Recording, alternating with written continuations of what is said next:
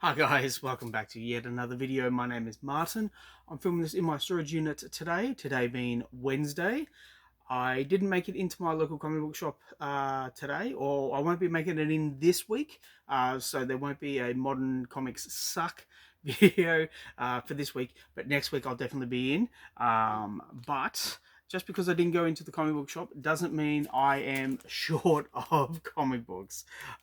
So what I do is I partake in a whole lot of auctions, and more than I probably should.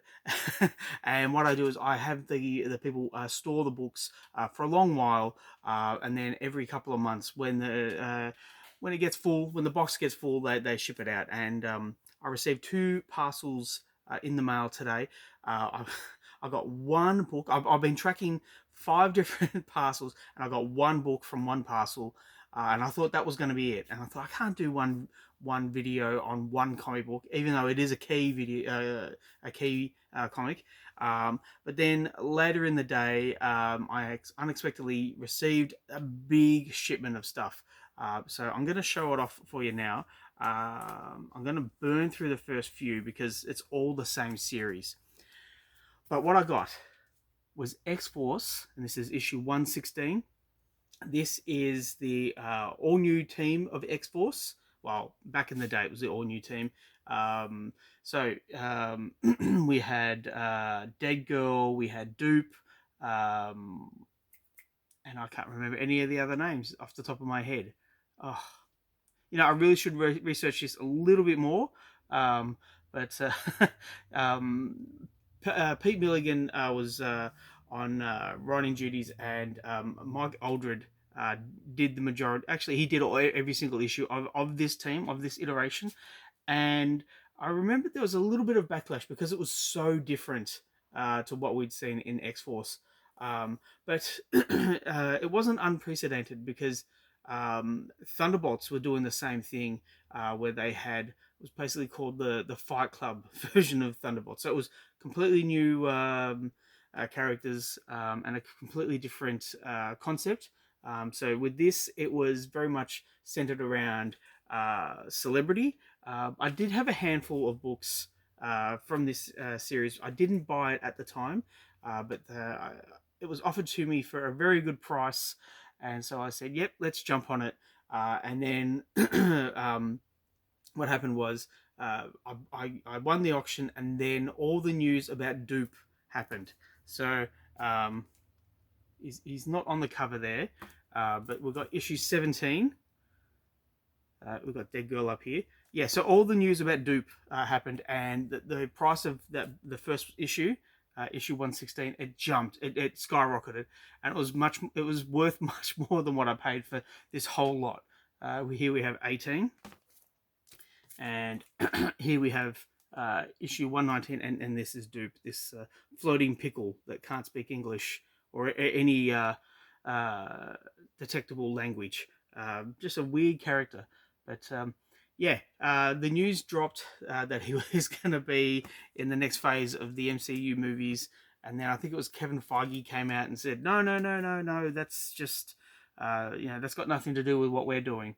But yeah, I don't know. I don't know. Anyway, this is issue 120 with Wolverine on the cover saying, I'm only doing this to boost sales. So obviously the sales were tanking. We have issue 121,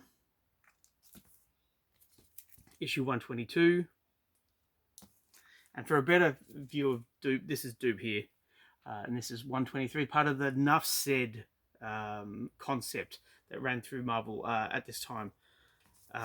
Then we have issue 124, and I see this and it reminds me of the Pulp Fiction movie poster, but it really shouldn't, because she's sitting on a bed. That's the only thing that reminds me of it. She's not in the same pose, but yeah, there's just something about it reminds me of Pulp Fiction. Now, there was no issue 125, but we have 126.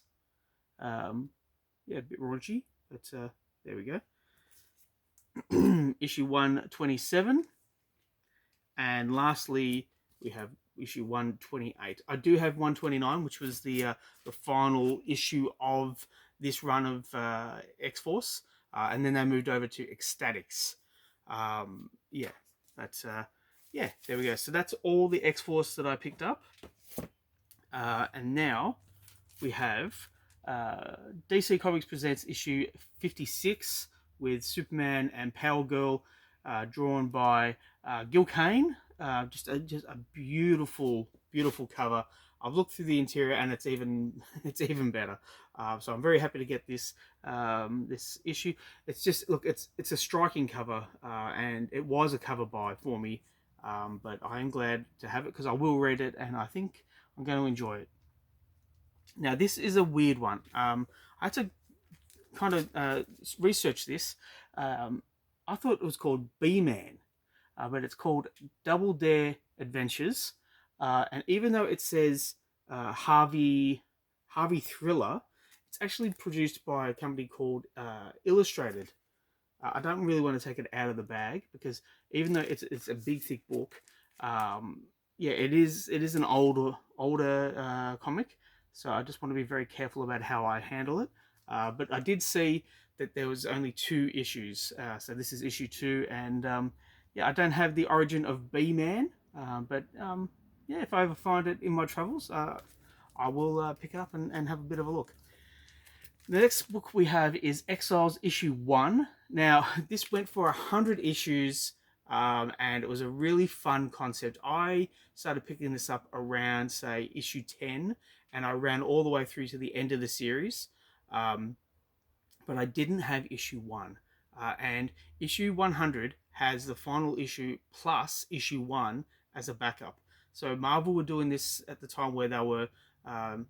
you know, you pay extra for like a thicker book, but the extra story is a book that you might already own.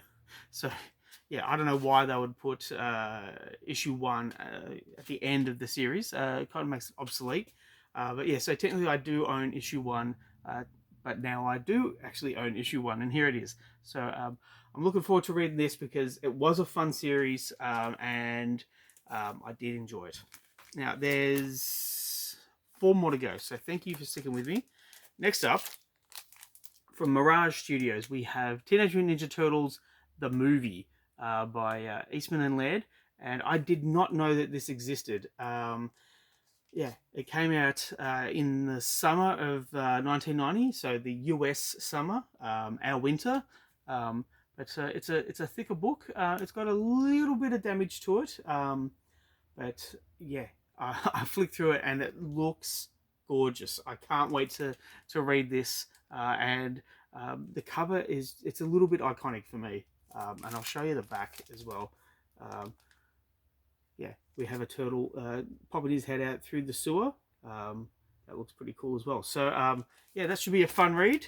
But let's move on. The next one is Super DC Giant, and it's S26. It doesn't have a number, but it has here S26. So I will say this is Super DC Giant issue 26.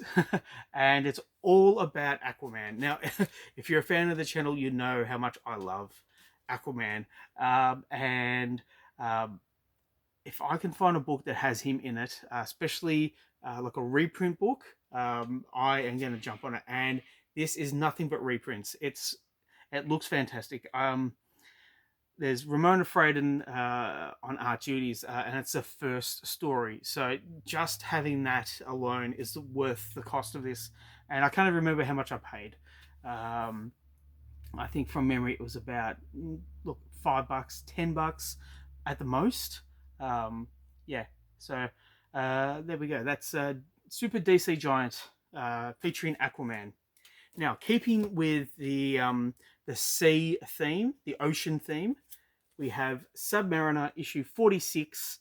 I bought this because I was drawn to the yellow cover. It looks incredible, and it has Stingray. And I bought these books from a seller. His name's Bruce, and Bruce had issue 19, which is the first appearance of Stingray, and I just missed out on it. So I was a little bit cheesed, but as a consolation, I picked this up, and I'm very happy to get it because the interior is gorgeous. It's Gene Colan on art duties. And I'm like, forget about it. Just perfect. Just give it to me. I want to see it. I want to read it. I want to enjoy it.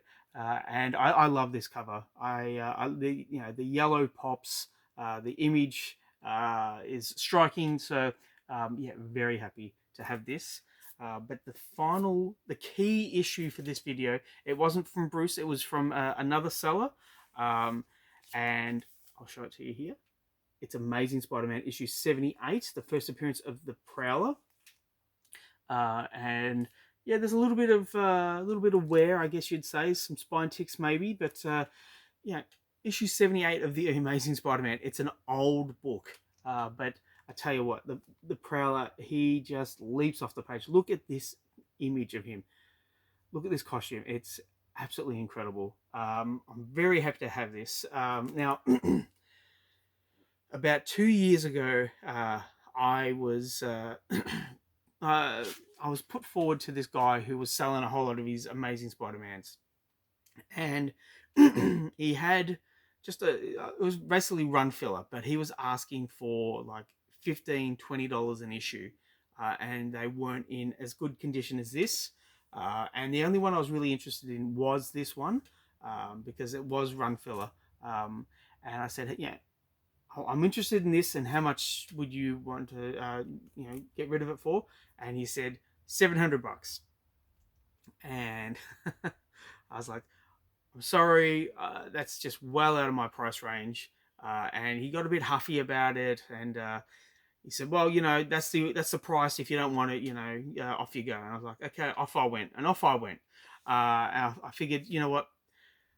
I'm not going to pay that much money for this, even though it is something that I did want to get. I was not willing to pay $700 to pick it up. Then, fast forward a few months later, someone paid for it. I don't know if they paid $700. I don't know if the seller was able to come down to a more reasonable price, but I just have to imagine that someone paid $700 for admittedly a nicer copy. Actually, no, it was about this. It was about this this condition. So yeah, someone paid upwards of $700 for this, and I was like, you know what? I'm glad it's not me. I'm glad I stuck to my guns and had a little bit of what's the word for it? Restraint to not just go, here's all the cash that I have, because $700 for this issue, as nice as it is, it's too much. But anyhow, that's the story for today. That's the video for today. Please let me know what you think in the comments down below. Please like and subscribe if you wish to. I'd really appreciate it. Thanks for sticking with me, and I'll catch you at the next one. But before I go, I was just a little story about this shirt. So this is a Wombat Man shirt. I write and draw a comic book called Wombat Man, and my brother got me this shirt for like my birthday or Christmas or something like that. I was walking around my local shop before school pickup, and this guy saw my shirt and he goes, "Wombat Man!" And I was like, "Hey, yeah." He didn't ask anything about what Wombat Man was or anything like that, but I was just it was a nice surprise to get a bit of a thumbs up about Wombat Man. So anyway, that's a little story for the end. Thanks for sticking with me. I will catch you the next one.